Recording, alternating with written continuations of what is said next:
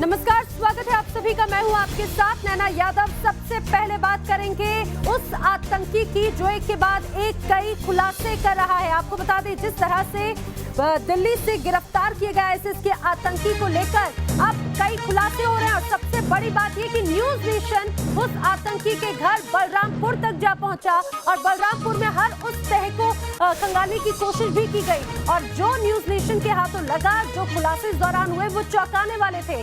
आपको बता दें, जब न्यूज नेशन बलरामपुर में आतंकी के घर पर पहुंचा तो आतंकी के घर से बम बनाने का सामान बरामद हुआ है। बलरामपुर में यूसुफ के घर से बम फिट करने वाली जैकेट भी मिली है और बड़ी वारदात को अंजाम देने की फिराक में ये शख्स था, ये आतंकी था, लेकिन अपने मंसूबों में कामयाब हो पाता उसके पहले ही वो धरा गया, उसके पहले ही सुरक्षा बलों ने उसे गिरफ्तार कर लिया। और जो बातें सामने आई, दरअसल बलरामपुर में जब इस आतंकी के घर पे जब न्यूज नेशन की टीम पहुंची तो यूसुफ के परिवार, खासतौर से उसके पिता की तरफ से कई खुलासे किए गए और ये भी बात सामने आई कि मोबाइल के जरिए यूसुफ लगातार अपने आला कमान से संपर्क में था और मोबाइल के जरिए ही उसका ब्रेन वॉश हुआ। यानी कि आप इसे समझिए, मोबाइल इतना घातक हो चुका था कि मोबाइल के जरिए ही उसको सारे टिप्स मिलते थे, मोबाइल के जरिए ही उसको सारे आदेश आते थे और ये भी सामने आया है कि मोबाइल के जरिए ही उसने ये पूरी प्लानिंग रची थी, पूरी साजिश रची थी। हमारे सहयोगी अनिल यादव की एक रिपोर्ट देखिए।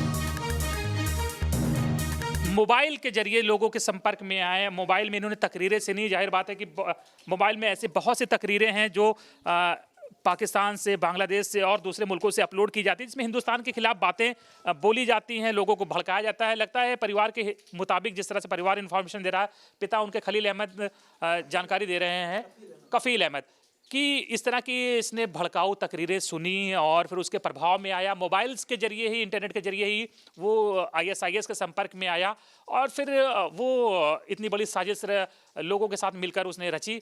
और बाकी अगर गांव का हम देखें, एक सामान्य साधारण सा गांव है जो नेपाल बॉर्डर पे बसा हुआ है और ये जिला ही पिछड़ा है, तो आर्थिक स्थिति बहुत अच्छी नहीं है। ये घर के सामने का नज़ारा है और हम इनका घर भी दिखाते हैं, मुस्तकीम का। ये POP का काम करते थे, प्लास्टर ऑफ पेरिस जो लगाया जाता है मकानों में, उसका काम करते थे। सऊदी अरब में भी, दुबई में भी उन्होंने यही काम किया और फिर परिवार बता रहा है कि हैदराबाद, मुंबई में भी उन्होंने ये काम किया। और इनके 4 बेटे हैं, 4 बेटियां हैं, 2 बेटे और हैं जो गल्फ कंट्रीज में काम कर रहे हैं। बाकी 3 बेटियों की शादी हो गई और मुस्तकीम के खुद के 4 बच्चे हैं। उम्र 36 साल है और परिवार को कोई जानकारी नहीं। परिवार सिर्फ ये कह रहा है कि एक बार POP का काम करते हुए ये ऊपर से गिरे थे, कमर में चोट आ गई थी, उसके बाद घर पे थे ये 2 साल से, और 2 साल से घर पे रहने के दौरान मोबाइल से वास्ता बढ़ गया था और मोबाइल से जब वास्ता बढ़ा तो उसी दौरान उसने भड़काऊ तकरीरें सुनी और लोगों के संपर्क में आया और जिसके बाद उसका जो ब्रेन वॉश हो गया और उसकी सोच बदल गई और वो कट्टरपंथ की ओर झुकता चला गया।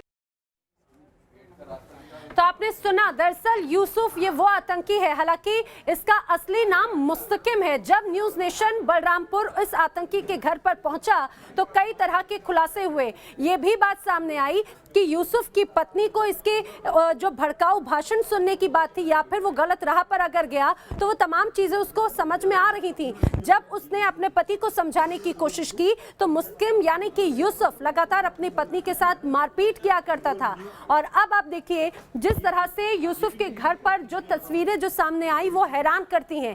खासतौर से बम बनाने का सामान मिला, बम फिट करने वाली जैकेट मिली, वो ऐसी बहुत ढेर सारी वस्तुएं मिली जो ये दर्शाती हैं कि यूसुफ आने वाले वक्त में किसी बड़ी वारदात को अंजाम देने की फिराक में था।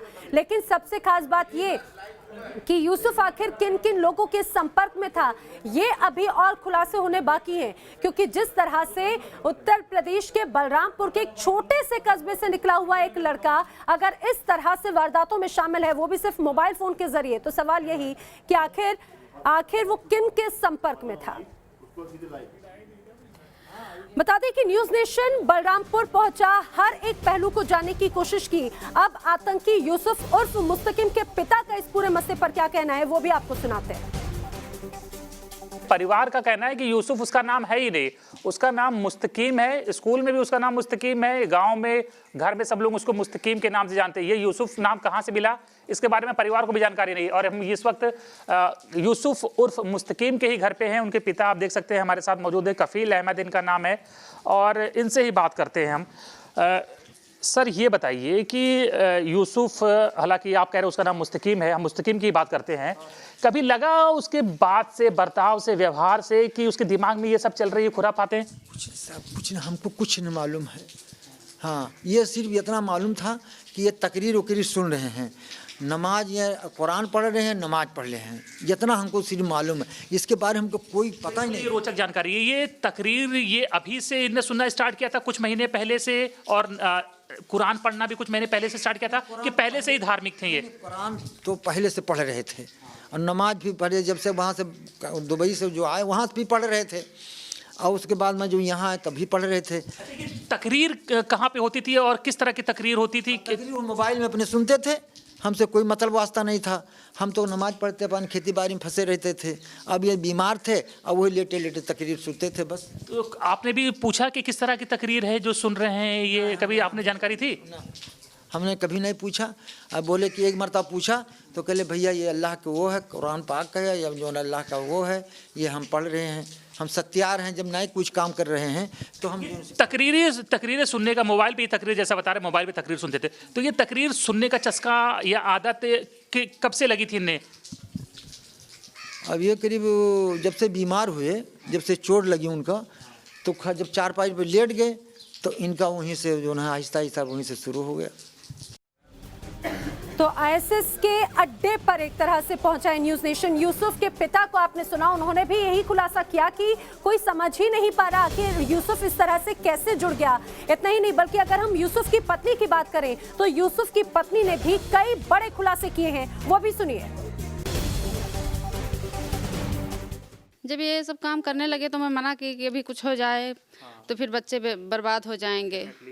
तो कहने लगे कि मुझे जो करना है करने दो, बच्चे अल्लाह के भरोसे पे जिएंगे। तो आपने कभी अपने माता पिता को, सास ससुर की बात बताई? किसी को नहीं बताई। उन्होंने कहा मत बताना किसी को।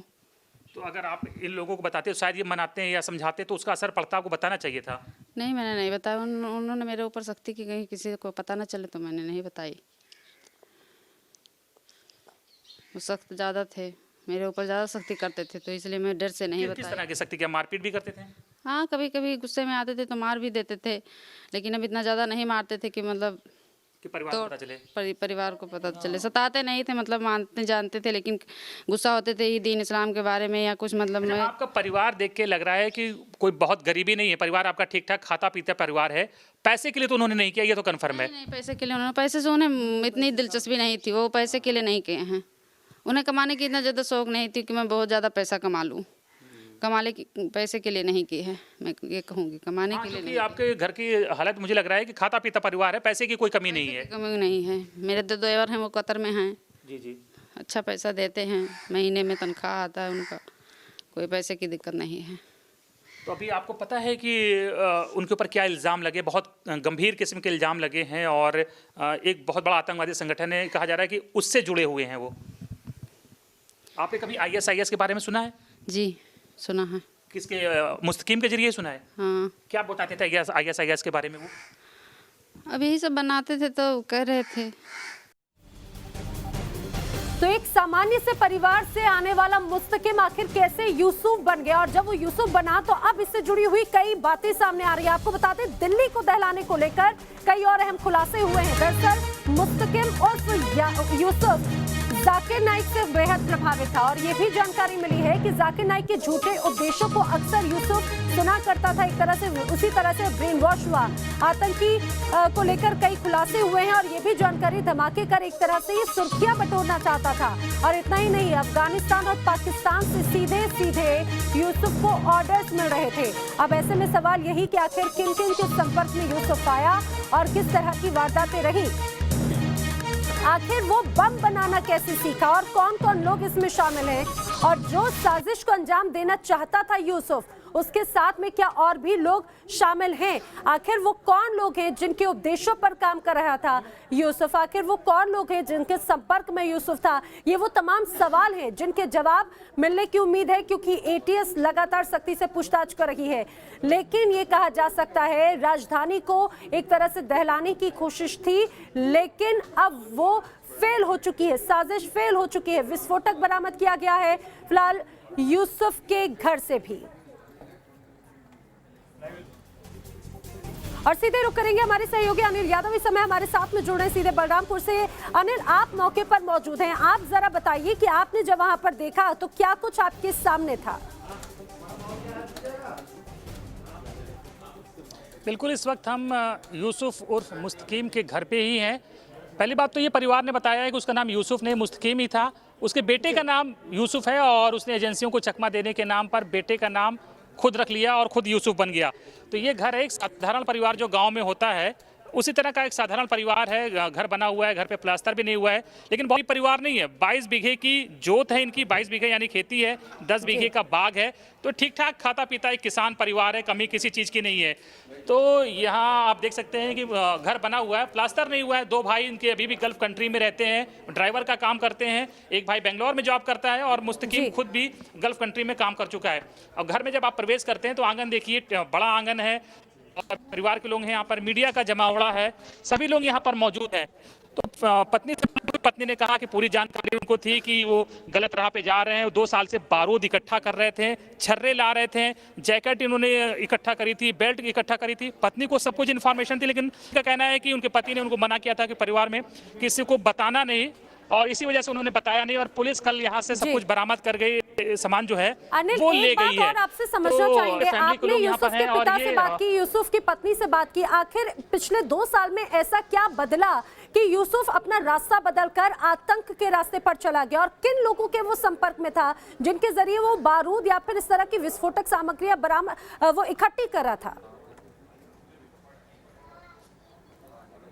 देखिए, 2 साल पहले उसको कमर में चोट लगी थी, काम करने के दौरान वो ऊंचाई से गिर गया था। इस 2 साल के दौरान उसने काम छोड़ दिया था, घर पे ही रहता था और इस दौरान वो मोबाइल पे तकरीरें सुनता था। विभिन्न प्रकार के जो कट्टरपंथी मौलाना है उनकी तकरीरें सुनता था। कहा जा रहा है जाकिर नाइक से भी प्रभावित था वो, और इन तकरीरों के ही प्रभाव में आकर उसने गलत राह चुनी और ISIS से भी प्रभावित हुआ। ISIS से रिलेटेड वीडियो वो यूट्यूब पर देखता था और ISIS के जो लोग हैं उनसे ही इंटरनेट के जरिए उसने संपर्क किया और फिर प्लान किया उसने इतनी बड़ी साजिश को कि कैसे बम धमाके करने हैं। अयोध्या में जो भूमि पूजन हुआ उसका बदला लेना है, CA NRC के खिलाफ जो प्रोटेस्ट हुए, जो गिरफ्तारियां हुई और जो सरकार रिकवरी बिल लाई है उसका बदला लेना है। तो इन सब का बदला लेने के लिए उसने बम बनाने का प्लान किया। हालांकि तैयारी ये 2 साल से चल रही थी और वो यूट्यूब पर ही तमाम वीडियोज़ को देखकर कट्टरपंथी मौलानाओं को सुन के ही वो कट्टरपंथी विचारधारा का समर्थक हुआ। ये उसका किचन है, किचन से लगा हुआ कमरा है और कमरे में ही कल बारूद बरामद किया है पुलिस ने और कमरे को खंगाला है।